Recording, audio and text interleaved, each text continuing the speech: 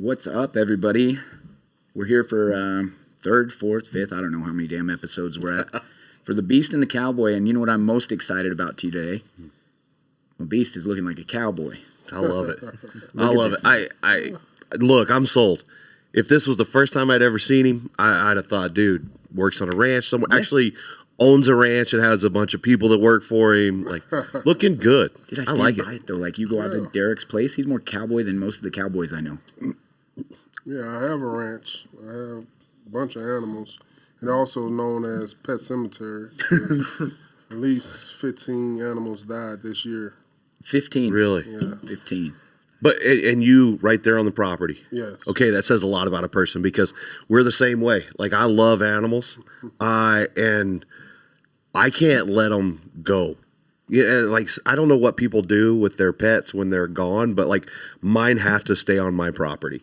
Like, we build big headstones and everything. It's crazy. Like, that's our family, man. Yeah. And like people in like our industry, there's so many questions, and I'm like, how do you think we would ever harm animals? Because come to my house, like my wife continues to bring dogs into my home, and I just, I'm a big teddy bear when it comes to animals. That's awesome. I got a couple of headstones back there for my dogs. Yeah. It's pretty sad whenever, you never know whenever. Yeah. I never thought I would be like that. Like, man, I'm doing CPR and everything trying to save my dog, and she's like, she couldn't believe that I was doing that. I was like literally doing CPR. It's crazy. Like, we don't deserve animals. No. Like, we don't as humans deserve dogs.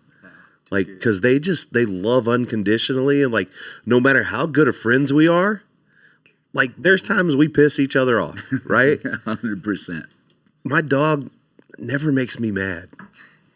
Mine drive me crazy a lot of the time. Really? Absolutely. But they don't care. They're happy. They just they do whatever they're gonna do, and then when you're mad at them and you're done being mad, they don't hold any grudges. Quick intro on everybody. I got PBR, I guess what we call it, commentator. Dude, I don't know. Yeah, anything that has a microphone. That's it. Yeah. Matt West on the PBR, UBF this weekend, Ultimate Bullfighter, and one of the top bullfighters, and my stepson I brag on all the time, Clay Moore, Sad Clown. Oh, yeah. We got to watch Clay today catch the tail end, win his performance. We're going to try to get some clips of that to put on here. And it kind of inspired all of us. Derrick, he went ahead and he went all in. Oh, for sure. I guess that was one of the reasons why I came out here. I wanted to be a part of all of that. Yeah, and it was cool. Like, we're gonna have to get a bull in the UBF, and we're gonna have to get the naming rights on it. I need a black beast. Yeah, we can do I'm that. sure it's already taken though. That's like common. It seemed like. Hey, but not. Yeah, but I got a feeling that, like, if you wanted something, you could just take it, and everybody be like, "Okay, cool, it's yours now, sir. Wow. We apologize." That sounds like my wife. She be saying. Why do I feel like she's the boss? Oh, she's definitely the boss. Can I listen? And I don't want to like ruin an image or anything, but I got to say this because last night at the fights, I sat like 4 or 5 rows behind you guys. And for as big and as scary and as tough as you are, I watched you oodle over your missus and just love on her. Oh, yeah. And it like that made me melt as a man that like loves my wife, like ridiculously in love with my wife. I appreciate that so much. And I just went, man, what a soft-hearted, big, lovable guy. I'm definitely a teddy bear. We hit it on the one before this about just his mentor now, his full-on mentor for me, because this man doesn't. He's slamming doors and women face. I'm trying to teach him, man, why you ain't hold the door for that lady, and letting the other lady hold the door for him, and he's walking through. I said, no. I had to get the next door. No. So I had to show him how it's done. That's right. There you go. Elevators. Keep him in check. Elevators out here piss me off. Because people don't understand that, like, if you're getting off an elevator and there's an elderly couple, it's not that hard to just do this. No. And hold that elevator.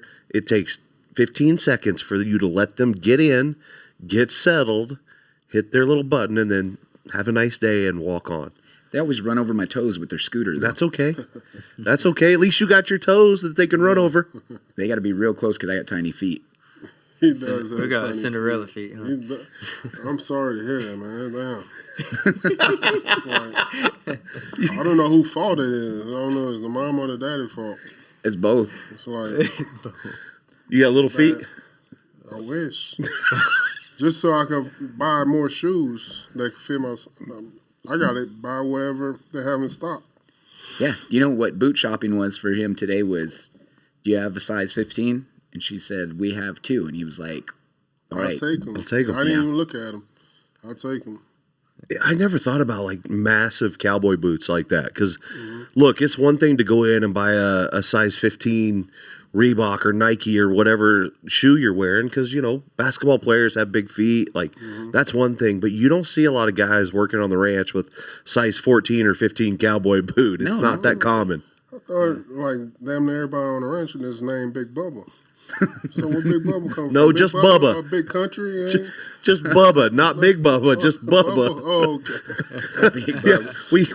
we get the guys that get out of the pen and we put them to work as fast as possible. And then you also got to remember, most cowboys are my size, so anybody bigger than us is Big Bubba.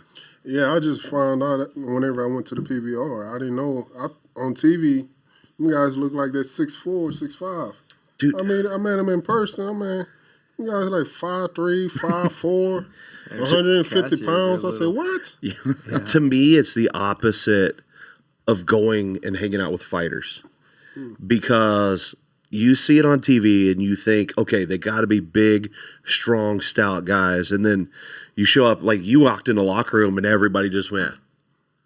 And they're 150, maybe 160 pounds tops. Every fighter I've ever met, I thought, okay, I'm looking at a weight division. Yep. And if a guy's 155 when he weighs in and he gets in the cage against another 155er, but then when I see him at the gym, his back's wider than mine, and I'm like, how in the hell do you weigh that on, weigh-in day? It blows my mind. And just about everyone is besides heavyweights, and they walk around 30 pounds, 30, 40 pounds Yeah. heavier than what they cutting down to. Like how big, what does Ramiz fight at? 170. That dude is all there. He's like this table. Yeah. That's a big guy. Around, 190, Yeah. almost 200. Michael Chandler is another guy that drops a ton of weight. I've known Mike forever.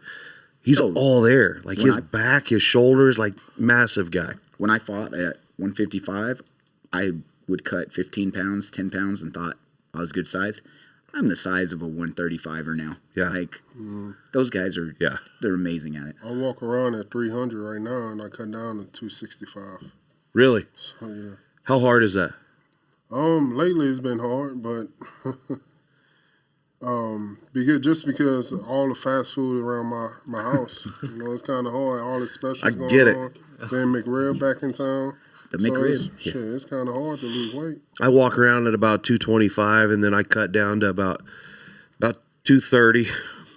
Wait, that's backwards. Huh?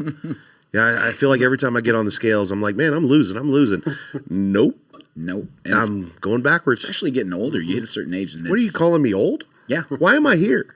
You're too old to You go called me anywhere else. fat before we started rolling. Now I'm old. Well wintered. I trust me. I've been wintering well. Wintering well. I mean, this man here, he's, what are you now, 24? 25. 25? Yeah. And you're a total of, 160 pounds now? Yeah, right at it. When we had the baby, I was 193. I was 193. chubby. Yeah. Did you just say 193 is chubby? I was, yeah. I was around How tall are you? like 5'7". 5'7". Okay. Yeah. So he's the tall one in the family. Thank God. I guess you're blessed for your height, man. Yeah. So her, your mom, she's what, 5'3", 5'4"? 5 foot. 5 foot. Dang. Gotta be 4'11", Yeah. maybe. So you towering over Yeah, feels cool. here. yeah. See how I feel. You see how I feel, man. Anything, He's a 9-year-old walking around the house like, what'd you say? What'd you say to me, Mom? You don't flex on that woman. Oh yeah, she whooped me. Yeah. She's small but mighty. Dude, I'm so glad you did so good today. I appreciate it. I've been working super hard. And it shows, because that guy right there brags on you all the time. And so like I was so happy for both of you because like you can tell, and I'm sure you're the same way, like you can tell how much he cares and like how excited he is about what you're doing. And he's just a stud. To see you come out and do that today, I was tickled. I appreciate it. Yeah, it's been a long 8 months that I've been working at it, so try not to go to Vegas. And what do you think like this year that's different for you fighting bulls? Because it looks like your footwork's better, you're just quicker, you're not carrying as much weight, I guess. I mean, what do you feel like that's different? A little more swagger to you, a little more. You got that dad confidence now? I just mostly it's my relationship with Jesus, I would say. Like, that's good. That's the biggest thing. And I mean, I don't want to look like a sissy when Brayton's 16 years old and there's videos to look back at and like, you know, my dad did this and he looked like a puss. And so it's like, you know, I want to be good at it too. I want to be great. So you are. Like it's just I want to make a living is the thing about it. And I didn't think you watched that guy get run over and catch a horn in the chin today and get right back up and get going. I never, when I see these guys fight bulls, I never at one time think, that guy's kind of being a sissy. Oh no, you got it. I guarantee you, like being a bullfighter, being in your sport is probably the same adrenaline, same nerves going into it, just like a fighter. Absolutely. Like I wrestled for like 9 years. Yeah. It's about the same, like right before you get called onto the mat and you're like... The nerves, they call your name, the nerves, as soon as the whistle goes, it's on. So like, it's definitely that. I think it's a lot of stress, like kind of throughout the day of not thinking about it, you know? Yeah. Because I rode bulls too, and it got to a point where I never really got nervous riding bulls. It was like I was at home all the time, but fighting bulls is like... I'm going to get something that's, you know, these ones are a little bit smaller here, but back in Fort Worth, we got some, they're damn near 2,000 pounds. Like, they're big suckers. Yeah, the ones I seen today, I thought they was like 500, 600 pounds. But I heard they're pretty, those ones are the younger ones, but trying to make it like a good show. We want people to grab people's attention and make it bigger. But we got... Like Webster, he's got some stuff that's full-grown man stuff coming at you. But that's what separates the real good guys between the boys, you know, the men and the boys. That's what separates us, I think. Well, and with some of those younger bulls, though, too, like they keep their head down. They don't know the game yet. Yeah. They don't know that they can't get you and tear you apart, right? Yeah. They're not as smart. Like some of them can figure it out and get pretty hard to fight. Like they move on their front end a lot quicker, but you know, they don't know. They get so angry and it's like getting punched in the face and all you see is red, you know. That guy's pretty easy to get knocked out because he's just throwing haymakers. But then you get them older bulls, they kind of know the game, know when to slow down, and like they got you, you know. It was my first time ever seeing a bull in person whenever I went to the PBR. Like I tell the story all the time. It's like the cartoons. It's like I thought the cartoon was just making stuff up. Like whenever they frown, they really frown their eyes. Yeah. Like I'm like, man, it was so surreal seeing that. Then whenever I touch one, like a brick. Yeah. Can only imagine just riding that thing. All muscle. Yeah, I couldn't do it. I couldn't do it. I'll do fighting all day. I think fighting easy than doing what you're doing. Yeah, that's wild. I don't even like their eyeballs. It creeped me out. They're way too big and they creepy, man. They creep me out. I can't ride horses either. They creep me out. I'm scared of them. I'm scared of horses too. I don't like them. I watched one. The horses so smart. They'll bite you too, and they know that you're scared, and they'll put their head right in the middle of your chest and keep pushing you. That's when one of them did me. And I want to say, you're scared of them. Oh, You're damn right. That's what amazes me, though. Like, animals can feel emotions. Like, we go back to talking about dogs. Like, my dog knows if I'm upset. And she's going to come, like, curl up and be like, what's wrong, Dad? Like, cheer up. But, like, horses, bulls, cattle, they can tell.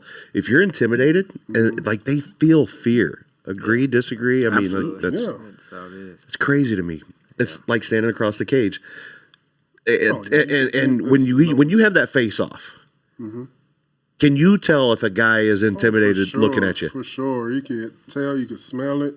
You could hear the way he's breathing. Really? Yeah. You know the fear is there. Is that when you decide to just throw a flying knee? That's just straight off of adrenaline. It's like, man, I've been waiting. My nerves been like super bad for this fight. And I'm just don't even care anymore. Just go out there. Throw whatever. And that's what happened. Yeah, that's how I feel about it. That was thinking about it thousands of times. The fight could go this way, that way. I never thought I was going to go in there and just throw the flying knee straight off the bat. Yeah. So I was thinking about all the other outcomes that the fight going to happen. Then whenever I just stood across from him, knowing that, oh, this is real. I can't even back out of this.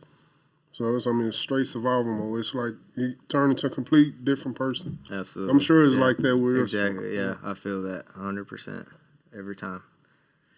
Hey guys, Cowboy here.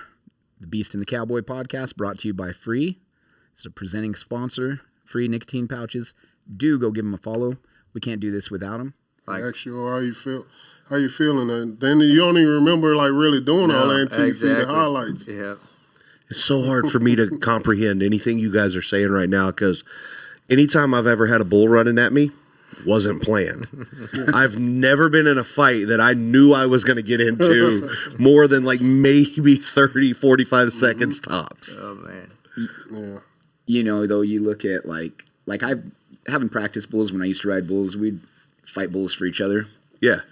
Which I'm sorry for a lot of the guys that came and get on bulls when I was fighting because I didn't do anything. Like every man was for themselves. I wasn't going to get run over. And I remember, like you're talking about that flying knee day. I was sitting next to you at weigh-ins, me and Kev and Bob, and they switched you from. They moved you up the card to co-main, remember? Mm-hmm. And you didn't want to do it. You're like, man, I want to go home early. Yeah. But then for whatever reason, that kind of lit a fire with Derrick where he was like, I'm here. I'm going to do this 100%. Yeah. And seeing him kind of like the last couple of years, you know, going through life as life is, it does it to everybody, especially when you're in your early 20s. And then he just made his mind up to just flip the switch and go. It's like you've done it, I'm sure, in your career where you make your mind up at some point. Everybody's got that you know, the toe of the line, and you're going to go one way or other. You got to choose your path. I mean, I have to do it every week because I really am shy by nature. Like I'm very, very introverted in my real life, but I put on the hat and I get ready to go to work.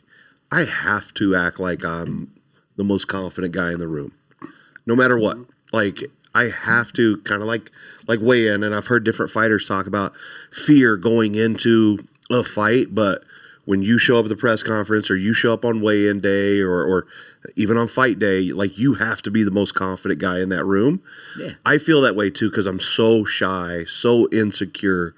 But the second I grab a microphone, I own that room. That's period. Yeah. And I feel like I have a very competitive nature. Like I talk for a living, but by God, I'm going to be the best talker in the world at what I do. You know what I mean? And so I'm constantly wanting to compete, not with anybody else, but with myself. And so, like, I feed off of watching guys like you do what you do at a high level because I'm like, okay, these are the best in the world. So I've got to keep elevating my game to be able to feel like I'm worthy of telling their story. Sure. You know what I mean? Oh, yeah. Heck, yeah. It makes a difference, too, between, like, what you do for us, like, when you don't have a very good announcer, you know, you can't get the crowd into it. Like, you get the people going for the, like most part. You know, like Brinson's there and he does an amazing job, but like you got to back him 100% too, and then you're backing all of us. There's a difference in like last night sitting in that arena listening to Bruce Buffer and going anywhere else and listening to like, you know, just the random guys that go in there and do that job. Like you can feel it. And that's my thing. Like, I want every single person that bought a ticket to feel, not just feel something. I want them to feel everything. Like, you guys know, like, I want you to feel the intensity of the sport. I want you to feel excitement when the guys do good. I want you to feel sad when they don't do good. I want you to laugh. I want you to cry. I want you to give a shit. Yeah. You know what I mean? The full spectrum. That's you it. want the experience. That's it. whenever Bruce Buffer was introducing me, I still get nervous. Really? It's just because I've been watching him so long before I got into the UFC, and seeing him introducing me and my name and saying, like looking at me, it's like all the attention right now. Bruce Buffer giving me all the attention right now. I'm like, oh my god. For as big as his personality is, and like I texted him last night, was like, dude, that red jacket is strong. That dude dresses like. Oh, he loved that. It's so good, and as much attention as he commands in that room, because when he goes, everybody roars with him. Thousands of people are focused on him, but what he does better than anybody is he has every single eyeball in that room on him, and like that he can go, boom. Everybody's looking at you. Mm-hmm. It's not about him. Yep. It's about you. And I think that is just so cool. Yep. So impressive. I miss the days when he used to jump 10 feet in the air. It's time. But I seen when he hurt his knee that day, too, whenever he stopped. Oh, that's right. Yeah. Age will slow us down. Yeah. Dude, That's what I heard. I don't know. Yeah, no. I was in the middle of a television broadcast, and I was walking down the stairs on the back of the chutes, bottom step, that high off the ground, and I rupture all my quad tendons. I blow my quad in the middle of a TV broadcast. So I get it. Like, age catches up with us. Some of us. No, I'm not worried about that. I learned earlier today that apparently I'm on all the juice, right? Oh yeah. You're on peptides. You're on all the juice? That's what. You're on peptides. Come on, give me the list. We got you. Give me the good stuff. We got you. I'm on peptides. I was going to say, he's on something, yeah. Shut up. You can smell it. You can tell. Yeah. You can smell it. That's his breath, man. That's his breath. Man, I was. I threw one of these frees in earlier, and there was a wintergreen, and he just turned. Show that on camera, man. Damn. No. Give him a shout out. As soon as we got done hanging out today, I went back to the hotel room. I brushed my teeth like 3 times because all Derrick was doing was talking about how shitty your breath smelled. It was that bad. It was that bad. I'm not going to even say it, but go ahead. It was bad. That wasn't it right there. No, so in order to keep the sponsor happy, it wasn't this. It was just my horrible hygiene. Let's clarify. I'm pretty sure Cowboy'd been up for a couple of days in Vegas, smelled like baby booze and cigarettes. I don't know. A lot of stress. That's it. You can ask Derrick. I've been running in circles lately. He's actually laughing at me because I booked him an Uber earlier, and I sent him right back here. I'm like, hell no. And the Uber couldn't speak English. So I had to call him. I said, man, just switch it on for your phone. You know how many Uber drivers they don't speak English at all. Ours was going 85 miles per hour on the strip, and we were at the South Point, and this car starts going. He just whips out right in front of him, almost T-bones us. Me and Brooke are just sitting there like, oh, man, this guy's crazy. It was wild. Ain't your fault at that point. No. What is, so I know some of yours, and we're going to get into it, but I want to know a good, memorable street fight story from Matt West. Street fight? Bar fight? Bar fight. Let's go bar fight. Let's see where you from. Where you from? Oklahoma. Oh, yeah, okay. There ain't nothing else to do out there. So I grew up. Fight. I grew up, and I still live outside of a town of less than about 200 people. It's middle of nowhere, Oklahoma. You fought someone that went to school with and grew up with. But this story is a little different because I got an old buddy that was a bullfighter. Okay, we're sitting in my living room one day. He had gotten hurt and moved in with me. Was living in my house for a little bit and rodeoing right there close. He and I sitting there telling a story one day, and like we were just like we do as guys. Yeah. We sit around shooting the shit, telling stories. And I start telling this story about this time when I was in junior college and we had snuck into this bar. I hope my mom's not listening. This is allegedly happened, Mom. But I wasn't old enough to get into this bar, but I was in there somehow. And I just was the guy that when everything went down, for some reason, people grabbed me and I'm like, I don't want to do this. Anyways, long story short, I'm telling one side of the story. He starts telling a story very similar, but some differences. come to find out that before we knew each other, he, and I won't name names, but he had hit on my buddy's girlfriend, and then everybody starts talking shit. I'm the one that goes and confronts the guy. We end up out in the parking lot of a place called the Midnight Rodeo in Tulsa. My God. And then fast forward about 10, 12 years, we find out that now we're roommates. Oh, no shit. It was he and I that had hooked up in this parking lot of a bar. And then you didn't know it. We didn't know it. I didn't know that guy's name. All I knew was he was a piece of shit for hitting on my buddy's girl. And all he knew was he didn't care.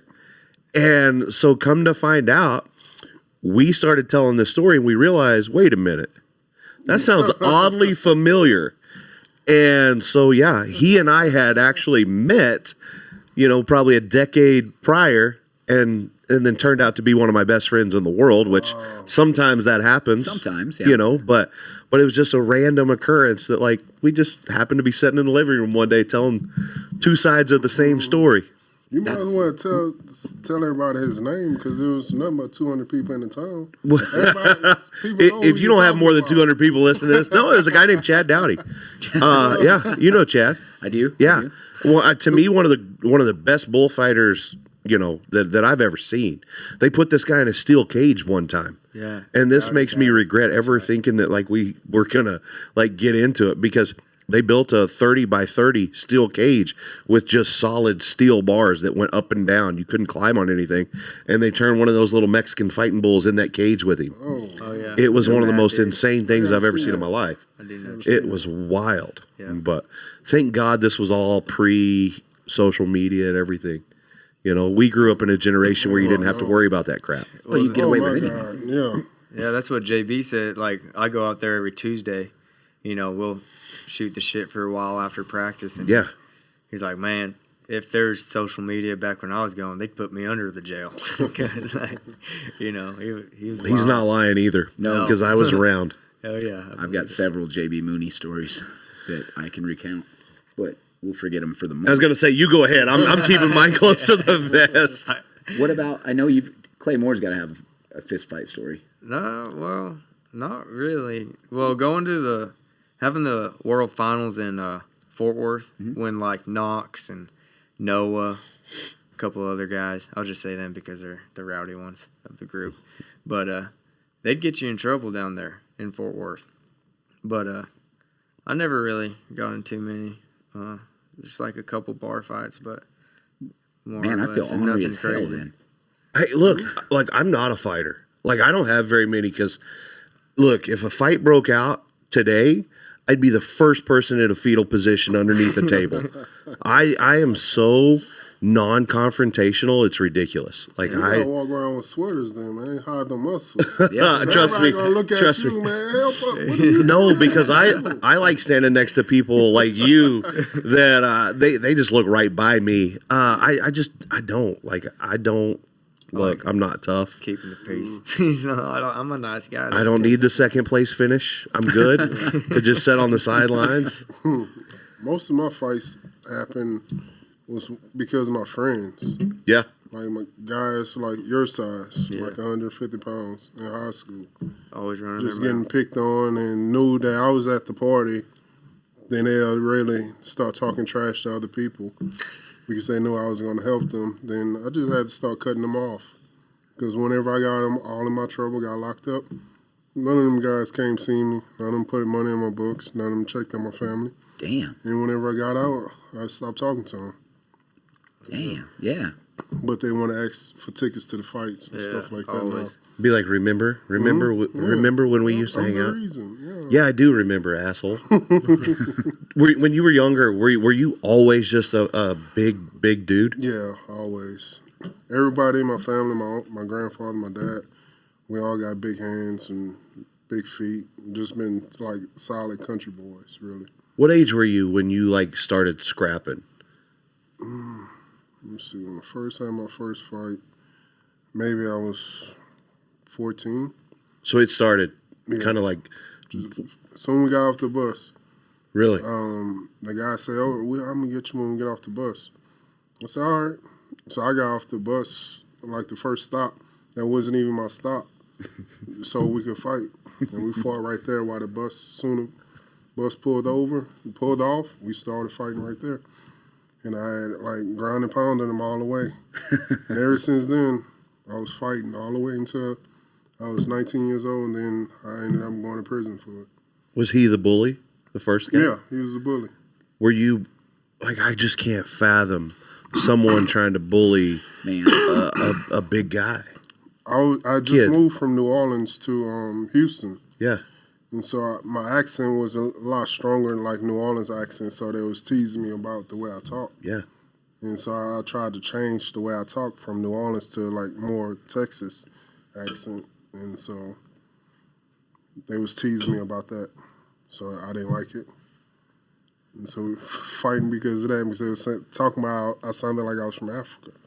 Oh, damn. But yeah, nothing wrong with Africa, you know, peace to the motherland and all that. But in the black community, but we weren't in we Africa. think that's an insult to us, you know. So I didn't really like that. I get so that. we started fighting. I had 2 fights because of that. Did you win? Oh yeah. Then why the hell would anybody else try to fight you? It was different schools. This was in middle school, and so I started fighting in high school because of it too. Did you like get confidence from that? Like What, after that first 1 or 2 where you win, little swagger. did you start to kind of be a little bit more like, I'm not taking any shit from you? Also, it was because a lot of stuff was going on at home. I had a lot of built up anger. Watched my mom get physically beat by my stepdads and stuff like that, and knowing that I wasn't strong enough to really stop them from hurting my mom.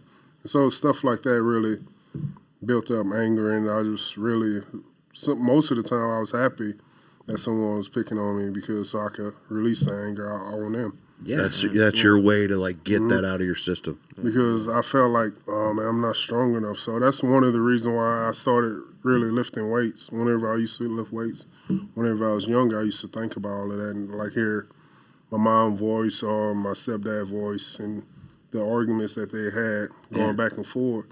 And so I used to just always hear it. I still hear it now.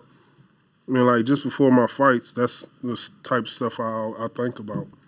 Like those times, because it really messed up my childhood. Like growing up, ever since I was 8 years old, even on my birthdays, they was like fist fighting in the house, and me trying to stop them. And you still find fuel in those moments. Mm-hmm. For sure. Because fighting is more mental than physical. Like going into these fights, trying to fight these guys, they didn't do anything to me. Right. So it's like real hard to really try. So I know I had to really hurt these guys because they trying to hurt me. But it's like kind of hard to try to find motivation to really punch somebody in the face that didn't do nothing to me. Because I'm not crazy, nothing like that. At least I don't think I am. My wife say I am sometimes, but I don't think I'm that crazy. So it's kind of hard. But how do you go from being that guy to being so damn funny and lovable like that? Because he says what everybody wishes they could say, and he does what everybody wishes they could do, and he does it because it's like Derrick's unapologetically Derrick. Also is because like I go back to whenever people used to pick on me because the way I talk. And I learned to realize just to be myself. Who cares what people think or say about me? So it's just that, like, I like to have fun. Yeah. You know, I'm a homebody. I'm all about my family and stuff like that. And I really don't care what people say about me anymore. And, like, I'm going to have fun. Even though I'll be regretting taking my shorts off and saying stuff I'll be saying on the mic. Just about every fight and going to every fight, I'll be like, all right, I'm not going to take my shorts off. All right, I'm not going to say nothing crazy. I try to, like, hold myself to that. Like, okay, I'm not going to do anything crazy. It haven't worked yet. I'm not strong enough. That reminds me. That's awesome. I showed up here to do this podcast. Where's Mackenzie Dern's fine ass at, huh? Sorry, babe. I love my wife very much. Very much. How many times a day? Sorry, I don't mean to hijack this thing, but how many times a day does a grown man look at you and go, "My balls is hot"? Oh my God. I got sick of it today. Like I wanted to fight people today. Like I don't know how. What's crazy is lately it's been a lot of women saying that. Like the guy even said, my wife called and like yesterday I was sitting next to this guy. My wife called and said, "Oh, your balls are hot." I'm like, oh my God. It says a lot more women been saying it a lot lately. So last year I was saying, man, you know, I'm not gonna say what I was say it back then, but I was like, man, it's a lot of guys keep saying that. I don't know how I feel about that, but now it's a lot of women saying it. So okay, cool. We think they're women. Yeah, we are in Vegas, guys. I want to like just imagine they are women. But I ain't Thailand or nothing like that. And that's why we're gonna start Breeze D's Nuts. We're gonna make this work. We came up with that name earlier today, Breeze D's Nut Underwear. That's gonna smell like cologne. I think it's gonna be a hit. I'm ready to invest. I'm telling you. I sweat like crazy. Breeze So when you nuts. said that, I don't know that I've ever felt more connected to another human being because I'm watching the fight, sweating, going, whew, I'm doing the same thing. Like, I can't watch a Derrick Lewis fight with my pants on anymore. That sounds. Can we edit that out, please? That sounds really bad. You gotta say no Diddy after that. Yeah, no Diddy for sure. And you're good to go. Oh man. No, that's yeah. I can't imagine the kind of like the number of people that say that on the regular because we get. I mean, we had probably 24 people today that recognize him, or the other day at Cowboy Christmas. You know, people recognizing him.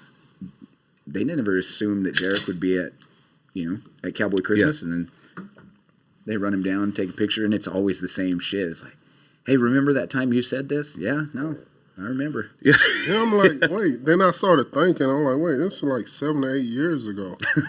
It's crazy. Has it been that long? Yes. Really? 2008. Wait, 2018. I was like, wait. That's a long time. 2018. Yeah. Were you good in math?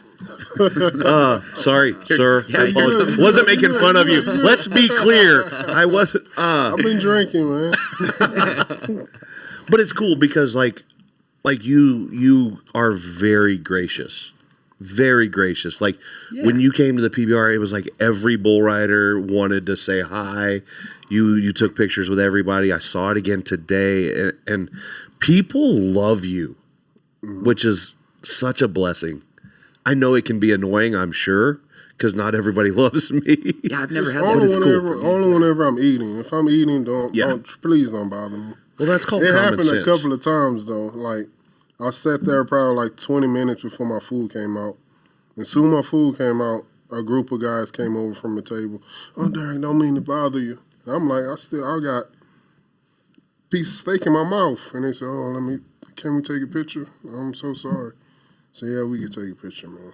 That's cool. Like, but you. Well, if you don't mean to bother me, don't bother me. Yeah. It's not that hard. Every day. Babe, don't they say that like every day, right? Yeah, one guy was like, "Oh, my daughter wants to take a picture. She's your biggest fan." She was like 2. Yeah, and she didn't want to take it. She was walking away. She's like trying to get away from me. She said, "Get your black ass away from me."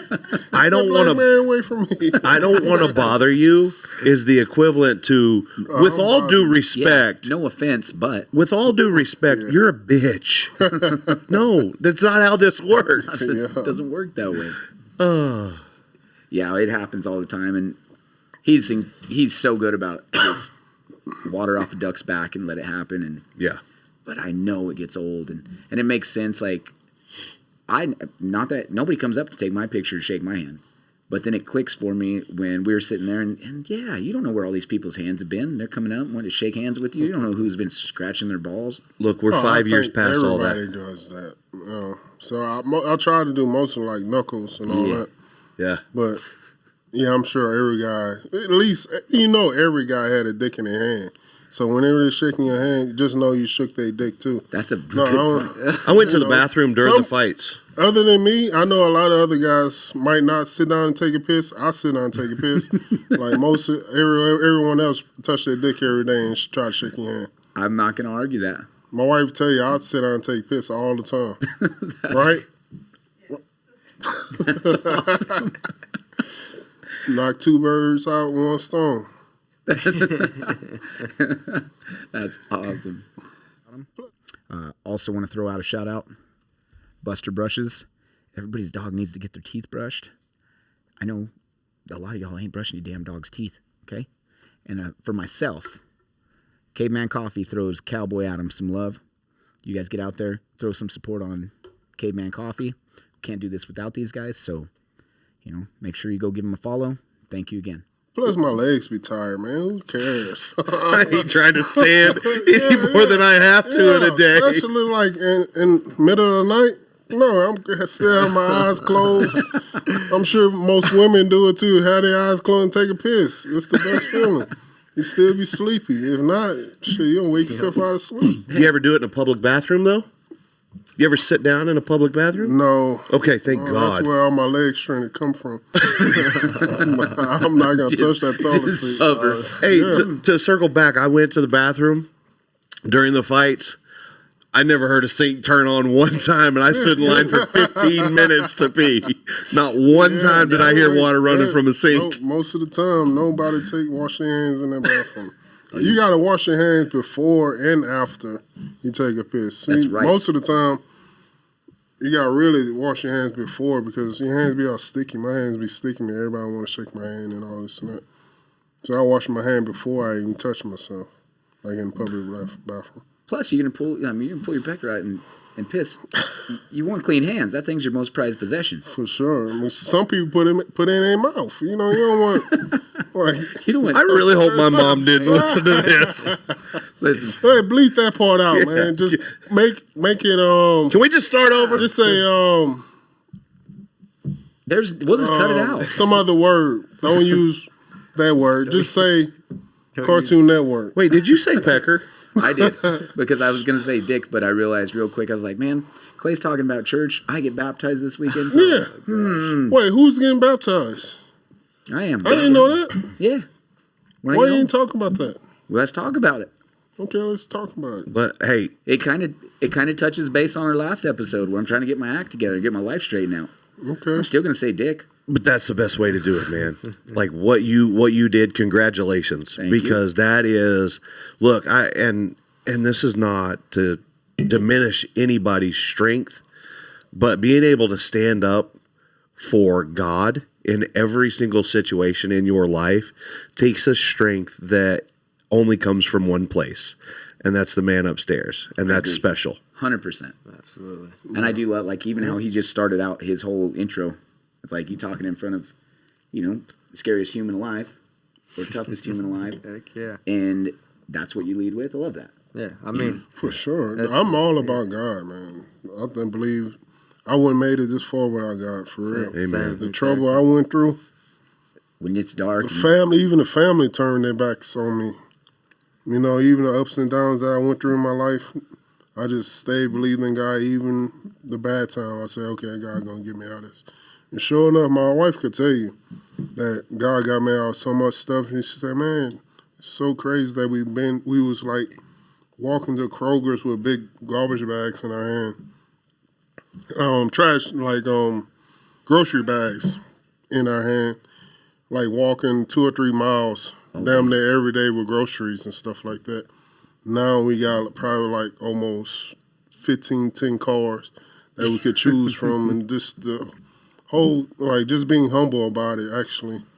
Just really believing in God and thanking God for everything that He ever gave us. And even the stuff that we went through, the bad times, just still thanking God for it.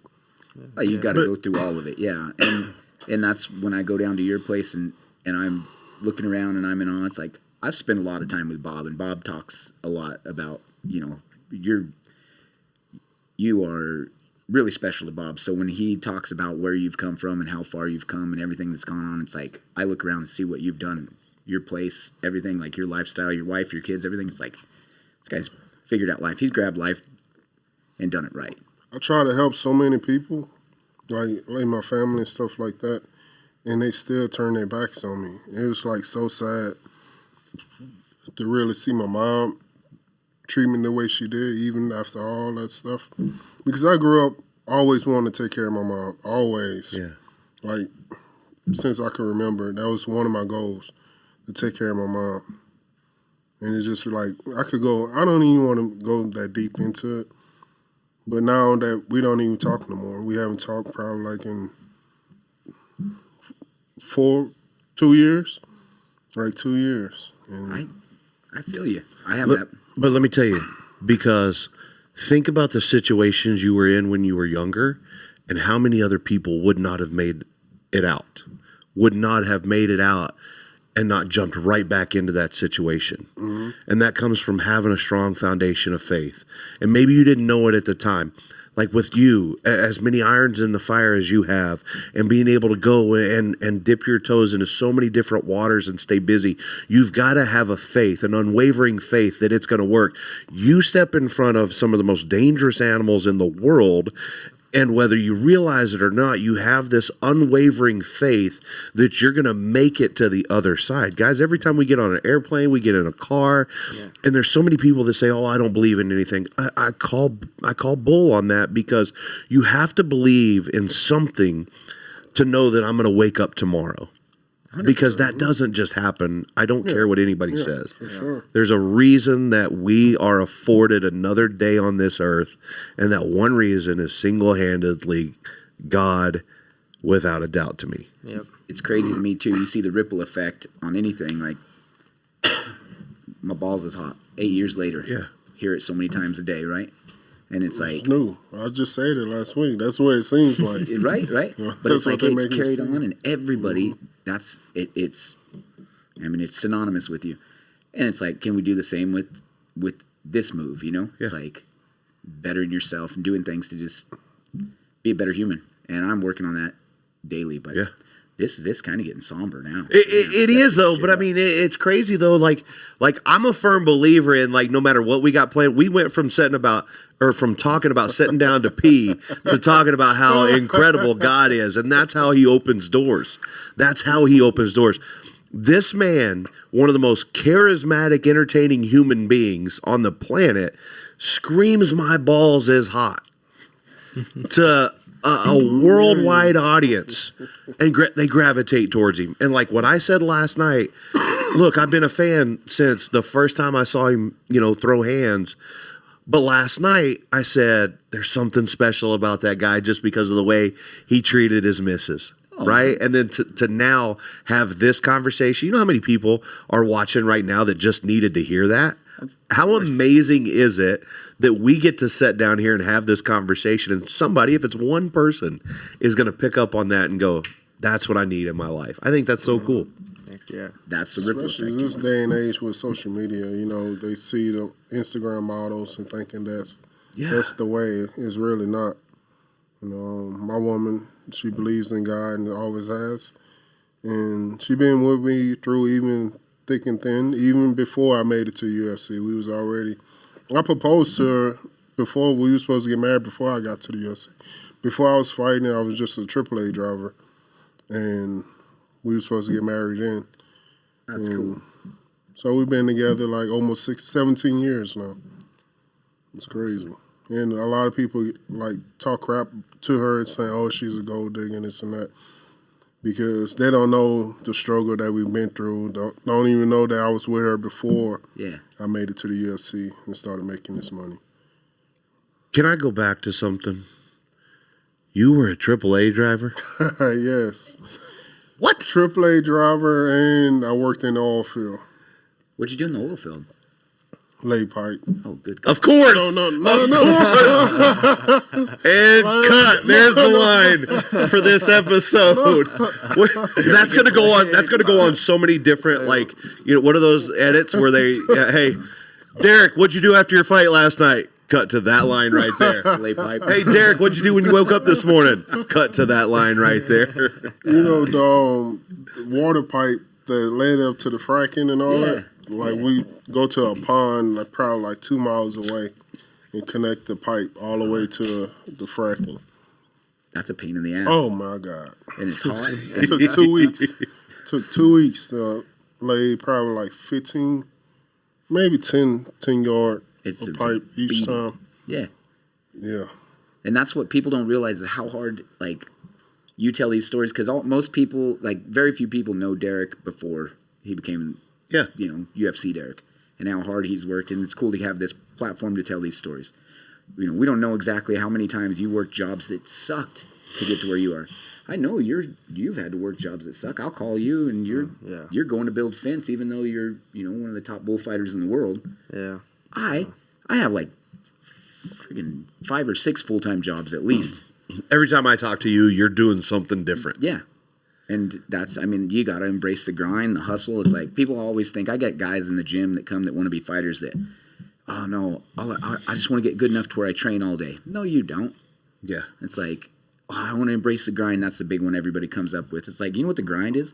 It's that job, doing that shit and still figuring out how to get home and train and go and take a fight and win, or doing all the stuff that sucks and still getting up, putting on a happy face for the people around you. And I guess I got to say I blame like Obama a little bit the second term, because whenever he got elected the second term, I got laid off because the oil field, I guess, around that time wasn't doing good. Mm-hmm. They was having a lot of political stuff. And so I guess if it wasn't for Obama, I probably would be still in the oil field. I would probably never even be a fighter. That's a scary thought, right? So I believe everything happened for a reason. God have a plan for everything. So I think that was the reason. You just gotta look at things and to me, I believe you gotta look at things in a spiritual way, because the signs are there, and people just don't open their eyes, just wondering why all this bad stuff always happen to me. You never know. You just gotta be like. That's why I say you gotta keep your eyes and ears to God, and like everything. God is really trying to talk to you. You just gotta really pay attention to it. Yeah. But what I'm hearing is every negative situation that you ever encountered, because you just kept your head down and your heart in the right place, it led to something so incredibly positive. For sure. And thank God it did, because I grew up without a father. I know it's cliche, a lot of guys that look like me say that, but I grew up without a father, and I didn't have a role model. And so my grandfather ended up being like the person that put me into church and made sure I was in church and stuff like that. And so he ended up passing away from cancer, but he helped me learn enough in church to know that God is the way, So that really helped me to be the man who I am today. That's so cool. That's one of those things, though. That's the difference between the guys that say, I wish I would have done something, and the guys that just do it. Is that winning mentality of just, okay, I get, this sucks and it's happened to me. I'm going to figure out a way to make it positive. Well, that's I got a verse on my shorts, my fighting shorts, and it Proverbs 16:9. The heart of man plans his way, but the Lord establishes his steps. So it's like, you can plan what your week's going to look like, but the Lord already has what's going to happen for you, so. That's what we always say. God willing. Yeah, and his plan is always better than our plan. Absolutely. And I may or may not be like fighting through some stuff like that right now. Like, this is my plan. This is my course for the rest of my life. Yeah. And then all of a sudden, boom, there's a roadblock. And you just got to set through those storms and wait it out and just know that, hey, okay, this is what he wants. This is what he wants me to go through right now. Exactly. Whether I like it or not, there's something better on the other side of this. Absolutely. It's not always easy to do. No. We're little control freaks, most of us. Yeah. Hey, guys. The Beast and the Cowboy podcast brought to you by Free. If you need any kind of nicotine pouches, I don't care what those other ones are called. I'm not even going to mention them, because Free is all there is to it. They're going to keep you awake. They're going to make you feel like $1 million. They're free. Take advantage of that. Yeah, we are. By human nature, we want to control everything. You want to control every situation in a fight. You want to be the guy, like, you lock the octagon. You don't want that guy to hit you in the face. Yeah, that's one of the reasons why I'm afraid to fly, because I'm not in control of the plane. Yeah. Are you really? Oh, I'm terrified. Me too. I'm scared to death of heights. I hate flying. there's a lot of mental illness going on in the world these days. Yeah. Ain't no telling how that pilot feeling. That could be his dream to want to crash their plane or something like that. Whole new I never fish. thought about it like that. Yeah. Everybody has bad days. Those guys are humans too. Mm-hmm. There's a lot of mental illness going on. The social media people, they ain't getting enough text messages, or they ain't getting enough likes on their posts, or they weren't ready to end everything. You ever seen the Denzel Washington? Yeah. Where he's a pilot? He's drunk. Every time I'm trying to right I would not let you fly my plane right now. Just saying. This took a way different turn than I thought it was going to take in the beginning. Flip flopping like a fish right now. We go on back and forth. That's our life, though. You know what? That's my life anyway. My life it's got my shit together and then completely just off the rails, and it goes back and forth. And that's all of us. I mean, that's life. Period. Yeah. That's life. Everything you could be doing everything right, you're still going to have some type of bump in the road. Mm-hmm. And if this is not relatable to people, still got to keep going straight. They're going to wobble every now and then. But how many fights you watch? Because I've got to believe that the majority of people tuning in right now are MMA fans. How many fights do you watch where a guy jumps out and dominates the first round, might dominate the second round, and in a 5-round fight, third round gets his ass handed to him? Mm-hmm. Okay. Or vice versa. Vice versa, yeah. Getting his butt kicked the whole fight, then the last 11 seconds of the fight, end up knocking the guy out. You see it every time you watch fights, right? But if you don't just keep going and keep going and keep going, then there is no victory. And then that's where that innate belief in yourself, that faith that you're going to get through and that you can get it done, that it's going to happen. I don't know how. It's going to happen. Yeah. And that's important to hang on to. Heck yeah. Because like I was watching those bulls come at these guys today, and it's like, you hit a big sell one way and then a big fake one way and then step out of the way, right? And yeah. I was watching like Pessimo's 42. Yeah, 42. 42. His fakes weren't like, he didn't have quite as quick a fake as he did a couple of years ago. You know what? You know it's cool though.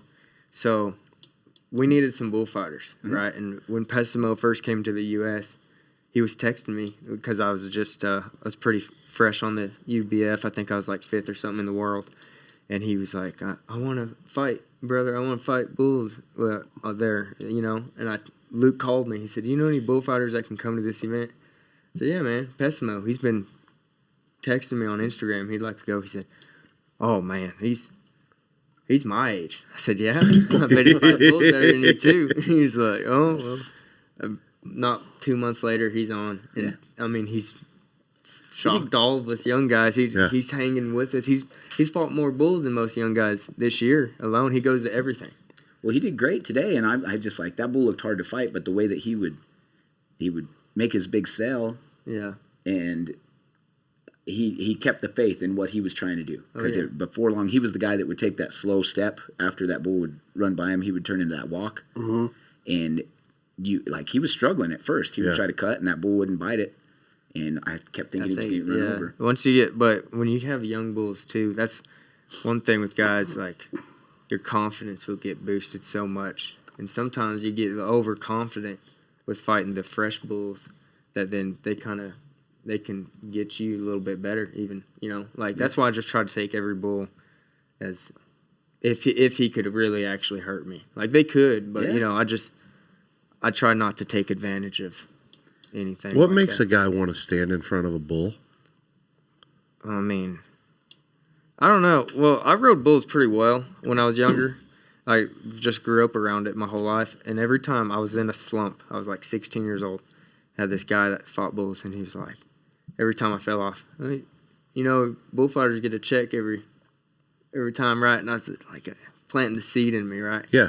And I went through a bad slump, and I was like, you know what? I want to try to fight bulls a little bit. You know, I was in between, like, wanting to quit riding bulls and go to the military. Like, in New Mexico, there's nothing really good to do there. So I decided to go to a bullfighting school, and I loved it. I don't know really what makes me want to do it. The freestyle, I never wanted to do it, and then I went to a BFO camp, and they just had me go to them BFOs. You know who else gets paid at every one of them? the guy was An announcer Yeah. that does not have to get in front of any really not a animals good and get ran talker over. either. Yeah, I'm just not good at talking either. So You know, Clay had a. This is kind of cool. When you were what 19, he had a modeling contract. oh right? yeah, I forgot What? about that. Yeah. Oh, yeah. So my mom, she did. Derrick gonna make fun of me for this. All right. Yeah. So my mom, she was a makeup artist. She did She movies. did what kind of parties? Huh? What you said? I ain't never been to a Diddy party. No. My mom, she was a makeup artist in New Mexico, like Oh, big makeup. time. And I was in the Ridiculous 6 movie of Adam Sandler's. I was like background in that, whatever. Hung out there for a few weeks. And anyways, my mom signs me up for this deal for like Ralph Lauren and this big company that does modeling in LA. And there's 1,500 guys signed up for it, and I was one of them. I think I was 18, about to turn 19 at the time. And they picked me. And I just entered a bullfight in Moala, Oregon. And they called me and they were like, we have a $5,000 contract for you to go on this runway deal at the Ralph Lauren. But they told me the time. It was the same day as my bullfight. And my mom was like, they'll sponsor you to go out there and you can make this a career. And I was like, nah. I'm not doing that. I want to go fight bulls. Like, rodeo's been the biggest passion of my whole life. Like, that's all I've known. So I was like, you know what? I'm good. And I went and I won my bullfight. I fought 220 Habanero. He was Bull of the Year at the BFO a couple years ago. And it was changed my life, I thought. I thought it was pretty cool. But then he bounces fast forward, what, a year? And he's in Vegas at the 8 finals. months. And he gets to the last round and he gets his face stepped on. And is it this side or this side? On my left side. It was one horn, and he hit me in the face. I was in, like, the round before the short round. And it was, like, my 8th fighting bull that I ever fought. And he broke my face, my orbital, my eye socket, my nasal cavity. Yeah. So ruined your modeling career. Yeah. for that much. So, how long you and your old lady been together? 3 years. And she was with you when you first started? No, she was with me when I got hurt real bad. Actually, I got culoed right next to my booty hole, and I was like, that took me about 3 months to get right, and that was part of the reason I gained a lot of weight and stuff, and my boy was about to be born, so I took 2 years off, and I just started getting back in shape just for myself. I honestly wasn't sure if I was going to start fighting bulls again. And then I started getting calls to come work some stuff. And then the Bulls, Bands, and Barrels, they put on, you know them, they put on awesome shows. And they called me, and they have freestyle bullfights there. And I didn't tell my lady that I was going to the bullfights there. I was just supposed to protect the Cowboys. Yeah. And I won my bullfight there. And I was like, all right, I guess I'm back. So, how she feel about you like doing that anyway? Do she want you to have a real job now since you have a kid? oh man, she's actually like my biggest supporter. Yeah, That's what you need, man. Yeah. That's good. heck yeah. Good for her. Good for you too. And you know, she did a good job when he did have that, when he got culoed and he had that horn in his ass. She did a good job of not just cleaning it up like April would. Oh my God! But she made it a point to put it in a group text, take a picture and send updates in a group text. Group text. It was bad. Yeah, it was bad. That's what my wife would do too. She would do something like that. April, would you do that? Well, she used to have to wipe my ass. She wiped my ass. I couldn't do that time. I didn't send that picture. I had surgery and she wiped my ass. I couldn't. You get can't. it. Yeah. He was, I mean, mean, he was broken. Yeah, I feel like I've gone through like the stuff that would break most guys' eggs in my sport. I ain't giving up. I can't. I mean, there's No, and now it's starting to pay come off. this far. Yeah, I mean, heck. I think like the stuff they would do, the type of sports, like the mental side of it. I believe that we really do need therapy for the stuff we do because normal people, they just, oh man, I couldn't do that. That's crazy. Yeah. And they just don't think that, like the stuff that we go through or think about before we do stuff like that. Like, I'm pretty sure you'd be scared as hell. Oh yeah, I mean the fear's there. Yeah. You just got. I turn it into fuel. Like it today. I was just as scared as I was on Friday, and the bulls were 800-pound difference on what I fought on Friday. They're big, scary. These ones are tiny, like fresh. The second ounce, you know, I'm like the fear's still there. Yeah. It's just how you respond to it, you know. Yeah. And that was I don't know. I couldn't tell you exactly how I handle it. Like, you know, it's just that switch. It's like whenever you're out there, it's no fear at all. But like the lead up to it, it's fear. Then whenever it's over with, I say, oh man, it's not that bad. Yeah. Every time that's how. Yeah. It was easy. Exactly. Then that's the reason why we keep doing it. People say, oh, why you keep doing it if you're nervous and this and that? Because you forget about how scary you was before. Yeah. You're like, man, that was easy. I felt good. Heck yeah, it feels awesome. Take my shorts off.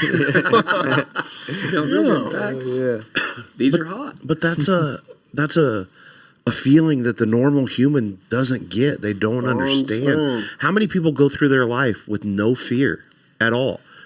And fear, I think, is what makes a person great. Yes. You have to be scared to death in anything.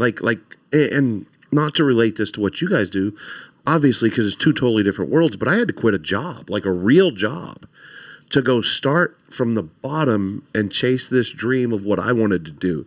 That scared the hell out of me. Yeah, especially when you have responsibility. Yeah, and thank God I was single when I decided to do that, because now with a wife depending on me, I don't think I could face the fear of just jumping over the cliff and just saying, okay, we're going to take a chance on something. I think I would be one of those that safetied up and just took the check every 2 weeks. I think I'd be scared to face that fear now.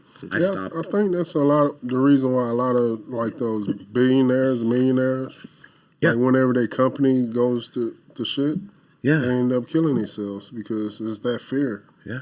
That type of fear. They don't want to, oh man, I got to start all over. They're not used to that, and that's that fear. But see, now totally that different. It worked the first time, I get it, because I'd quit today and start over. Like if I thought I could get to the WWE and be their lead commentator on Monday Night Raw, I think I would quit and start over just for the challenge. I get it. Of doing it. You know what I mean? I knew Jim Ross. Hey, that's one of my heroes, man. Yeah, I grew up in Oklahoma in a cowboy hat. Wanted to tell stories for a living. Yeah, yes. Jim Ross was the man. He still is. I love JR, man. Yeah. That was the good old days, man. Wrestling not even the same no more, man. Like in the 90s, whenever I used to watch it, wrestling was so fun. I used to believe it. Why don't you get in there and change it? My mom, nah. My mom was I couldn't keep a straight face. I couldn't keep a straight face. They put you up against the rock. They have you talking too much now. Nah, I can't do that. No, you'd get somebody, you'd get some little weasel to do all your talking for you. Listen. You know what? I'll be like Kane when Kane first came on the scene. Yeah, I get you to talk, and I'm just playing in the mask. Yeah, no. Laughing the whole time underneath the mask, though. But. Forget him. Yeah, you can see him. He was making fun of you earlier. I'm gonna get you and Tate to just stand over my shoulder, and I'll talk smack for you guys, and we'll run with it. We'll show up, you guys both in cowboy hats. Are you kidding me? Yeah. We will run wrestling. If we had a hard time finding a hat big enough for Derrick, I promise Tate we're not going to get one. We got a big head? We almost did for I saw him last night standing there by the cage, and that big beast of a man, and those bright ass pink gloves on.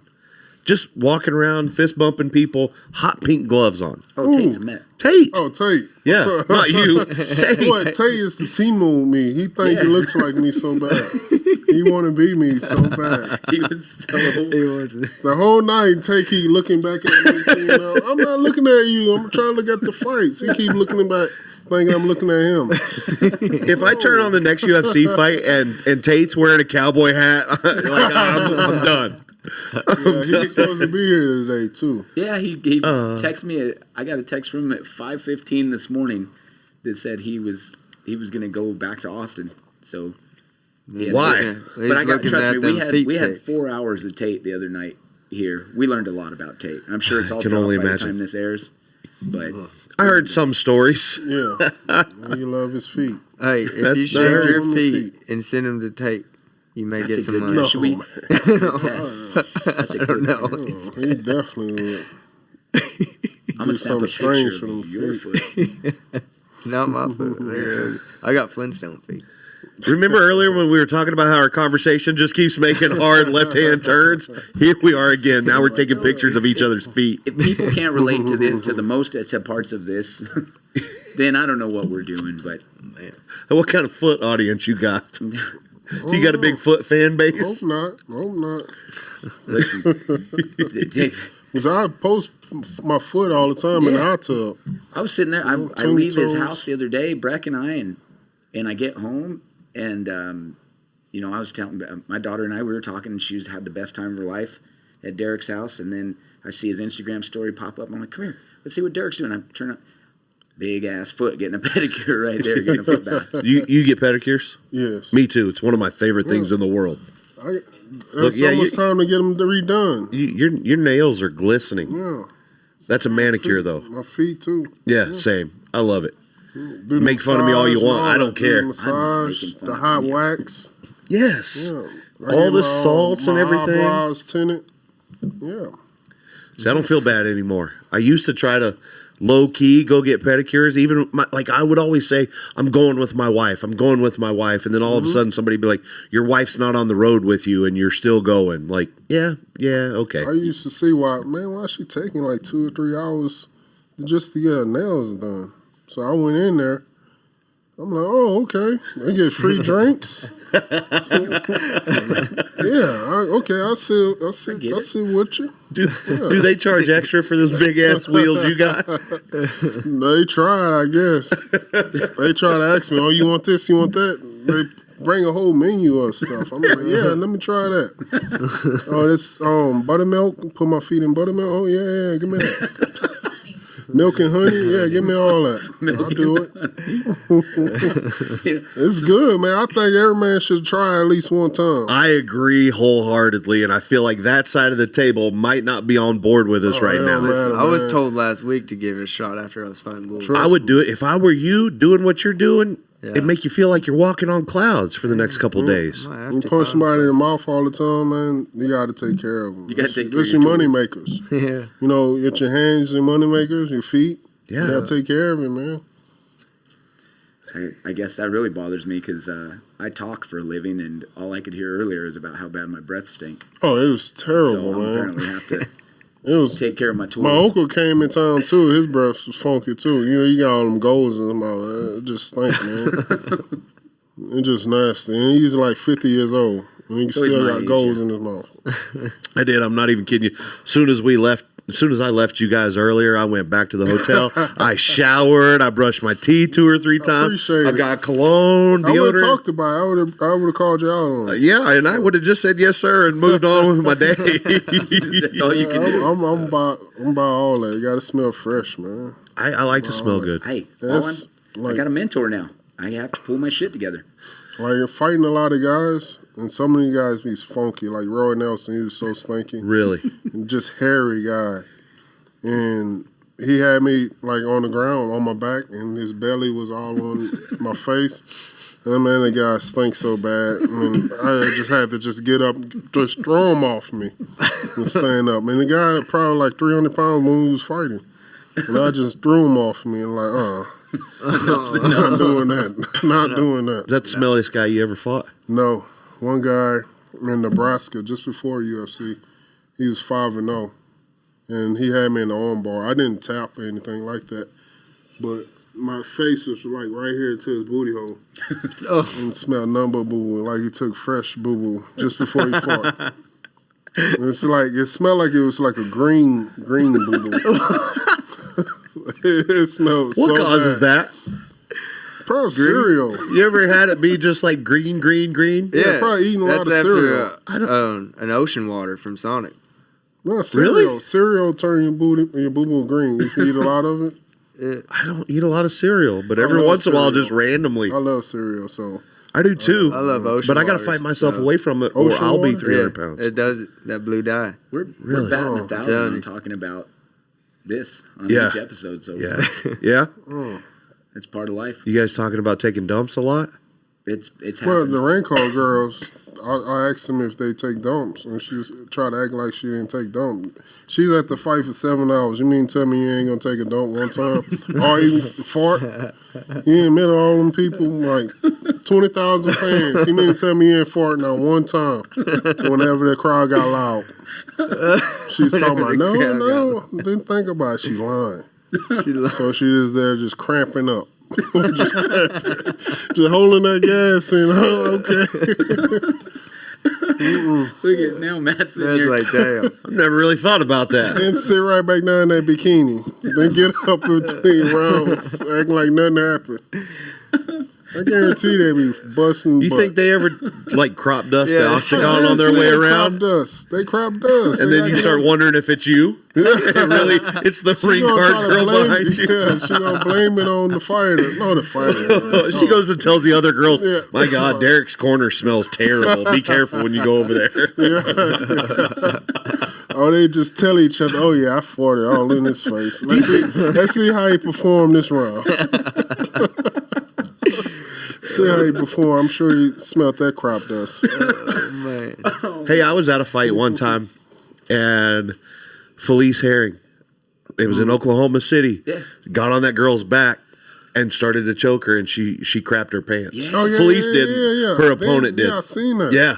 Like, and All I over the remember cage. I was All sitting, over- I was I sitting remember the video cage of side at the octagon, and I saw it, and they stopped, and they had to bring out like cleaners, and it was, it scarred me for a while. Like it was not cool. You know, we're at the bullfights today, and I watched one run by and kick something or look like a piece of shit come off that bull and land on you. It was dirt. Well, okay. 'Cause I was just saying, Yeah. I if- look. but I can imagine somebody in that crowd had that same problem. Oh, With them bucking bulls, you always get it bad. Yeah, but you don't expect it at a fight unless you're in Oklahoma yeah, City. that's true. you ever crap your pants in the middle of a bullfight? I have not. No, there's. Now you're thinking, you're having to sit there. Thinking about that. I almost shit in the fight. Really? So I took laxatives the week of the fight to help me drop cut weight. Yeah. And I took it too close to weigh-ins or too close to the fight. And I still had bubble guts. And the guy ended up breaking my ribs like twice. Travis Brown, he ended up breaking my ribs. Damn. But I still ended up winning the fight. But I came this close, probably like a turtle. Probably came out and then went back in. You just took a deep breath. Like when you kind of throw up a little bit and then all of a sudden it goes right back down. Yeah. Yeah. Same thing, but on the other end. Like no bull. Like that definitely that Open happened. cotton. Yeah. Right. Yeah. That close. Ugh. And ever since then, I didn't take laxatives before a fight. Yeah. No, what did you guys, your mom used to talk about y'all cutting weight for wrestling. Yeah, that's why I never try to cut that much weight. I try to get to a weight class that was pretty close to me. But what would she And do? well, Brody, my youngest brother, he had to get an enema. I mean, my middle brother, he wanted to cut like 17, 20 pounds, and he's like 12 years old. Like, you don't need to be doing that. Yeah. But he thought getting to the smaller guys, he'd be able to whoop on them. I was just like, you know what? I like to eat and stay at my weight, so I'm not You know, going to for cut me, that I like much. to not get enemas. Yeah, me neither. Yeah, would you just take the fine or like give up part of your purse, or would you go for it? No, I'm not giving up nothing. That's none his of my money. because it's too much on the line. You know, like financial and my health. You know, so I'm not giving up anything. So Derek's- I need that money. So you need that enema. So like, yeah, I mean, if it was, Yeah, I'll do it. Yeah, I get the whole colon cleanse. Yeah. did that before surgery one time, and it was one of the most horrible experiences of my life. Well, how much you felt better afterwards? Yeah, but I'm still one of those that I don't even fart in front of my wife. What? Oh, I know it's crazy, but like I try to just trap mine in the covers. I have this weird thing where I don't like farting. Like when we were dating and like even engaged, or like we dated for a long time and we were traveling and we would be staying in hotels and I'd be like, hey, I got to run downstairs and meet some buddies really quick. And I'd go down to the lobby bathroom because I just didn't feel comfortable doing it in front of my girlfriend at the time. That's now my wife. My wife, she does that. Really? Like, stuff like that. Oh, I'm going to go to the bathroom and do my hair right quick, fix my hair. And like one time I followed her in there. I went to the back also. And she just busting shot. Pop, pop, pop, pop. Like she put fireworks in a pot. Pop, pop. I said, hey, I'm back here. She said, oh my God, what are you doing back here? I said, what are you talking about? Oh my God. Man. Ever since then, I told her I look at her different. I told her, do not do that in front of me. So like in the middle of the night, she get up. I said when she turned 50, then she probably could start doing it every now and then. So she still got like 18, 17 more years. Yeah. At least. But now it's like... my math is wrong. 25 more years. Sorry. Yeah, Sorry. Sorry. I was thinking my age. No. So I told her, like, right now, like in the middle of the night, she get up. She go to the other bathroom on the other side of the house to do all of that. Why do I feel like you just leave the door open and you don't care? I don't make her do that. Like make her go to the other side of the house to do all that. She been doing it on her own because she don't want to do that in front of me. Mine just do me like one of them ring card girls.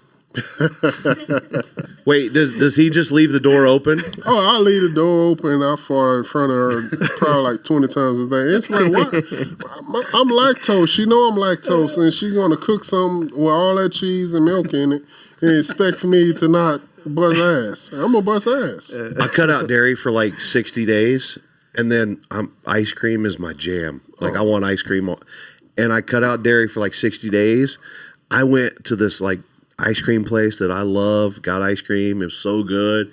15 minutes later, I wanted to go home and stay there for a month. I felt so bad. Couldn't get out of the bathroom. It was terrible. Yeah, I'll punish her if she know that I'm in middle of training camp and she bring the kids home ice cream and she bring me home ice cream also. And I say, I'm supposed to be eating this. Well, I'm going to eat it anyway. And so I eat it, and 3 hours later, and she get mad at me because I'm keep busting ass. Don't get mad at me. That was your fault. When some old bed smells so bad. Yeah. That's your fault. I told you to not bring the kids ice cream on me. That's her fault. All right. Hollywood's going to be calling you at some point. It don't matter. I can't even have a teaspoon of ice cream. Are you when you're cutting? Are you super strict? No, not at all. I still eat pizza. I still eat burgers the week of the fight. Really? I just sit in the hot tub and cut weight. Hot tub, steam room, sauna. Yeah. And cut weight like that, or just get on the treadmill, or I don't eat that week of the fight. Like you just don't eat. Don't eat. Oof. The crazy thing about it, I believe only reason why I do it because I be so nervous the week of the fight. So I don't even think of I needed to eat. Oh, I forgot to eat. Like one time it hurt me because I forgot to eat literally the whole time, and I went into the fight with a headache, and that guy ended up finishing me because I didn't even eat and I had a headache before the fight. Yeah, but I get that because like you get your nerves and you start thinking about things. Then you're busy. Like you guys are so busy, even like on fight week with like press conferences with media. Like I don't think people see that side of it. They think that you show up, get on the scales, go back, refeed whatever you do, and then get in and fight. They don't see the amount of work that goes into it that week. No, God no. Yeah. And it's like taxing because we're already nervous as hell. It's like we have to have managers or a teammate to help us or to let us know for us to remember, you had a meeting, you have such and such call this time because we're not thinking about none of that. We're thinking about our opponent and trying to make sure we get the win. Yeah. And then you're also on the same property. You've been training to fight this guy for 8 weeks, whatever. And now we're on the same property as this guy. You might see him in the lobby. Like, you might see him. You might ride the elevator with him. And it's like... And what helps me get through all that is knowing that, oh, he's going through the same thing. Yeah. And, oh, wait, he's the one that's fighting the knockout king, not me. Yeah. He's like the rest of people. So I think about stuff like that. Even though he might not, but I just still put it in my head and try to create this guy that I don't even know nothing about, really. And just making it seem like, oh, yeah, that's the way he is. Oh, he don't have a chin. Oh, he haven't fought nobody like me. And just, like, put stuff in my head to make me feel better. But that's a level of confidence that comes with the work, with the faith, with just continuing to even succeed, fail. All of it mixed together breeds that confidence that is just, it's so cool to me. Yeah. Yeah. It's definitely... it's cool seeing how everything kind of correlates the same because it all comes back to the same core basics, and that's confidence, faith, preparation, and at the end of the day, it's a fight. It's a fight. It's a fight. If you can't bet on yourself, what the hell are we doing? And it's an unwillingness to be content. That's the difference, because like anybody can have faith, anybody can be confident to a certain degree, but an unwillingness to be content with where you are. And I think that's what drives that extra, because like I said, you don't get to be the knockout king by not wanting to get better every time you step in and want that and crave that, just that success. And like, you can be the champ, you can be the best in the world, but if you rest at all on that being content, you're going to get your ass knocked out, or you're going to get taken out. You're going to get ran over. You're going to end up making the wrong business decision. Like it's going to crumble if you don't continue to strive for better. Yeah, complacency will kill you every time. Comfort kills. That's why camp sucks. You got to be uncomfortable for a while. Yeah. All that stuff sucks. But if you just did the same old thing every day and expect it, like, you can't do the same thing every day and expect different results. You got to change it up. You got to be uncomfortable sometimes. But I think we've about capped out our time frame here. We're about an hour and a half in. Really? Yeah, it goes quick. It does. Yeah. It's fun with Derrick too, because nobody gets to do this. Like, we're lucky right now. And when we talk about faith and things just unfolding and happening, it's like Clay knows all the shit I've been dealing with the last few years. He knows all the things that I put up with all the time, and it's like, it's cool for me to get to have this opportunity to do this. And we're all blessed. It's a fortunate scenario, and we're gonna cuss. We're gonna say things we shouldn't say, and that's just a friggin' part of life. You know what's cool about it is my God is a forgiving God. That's right. And understands that I'm not perfect. Yep. Not even close. Amen. Yeah. Well, with that, I'm gonna close this out. And you got anything you want to say, Clay? No, just follow the sad clown. Yeah. Give me a follow. We're going to have some bullfights. PBR on Wednesday and Thursday. Resorts World.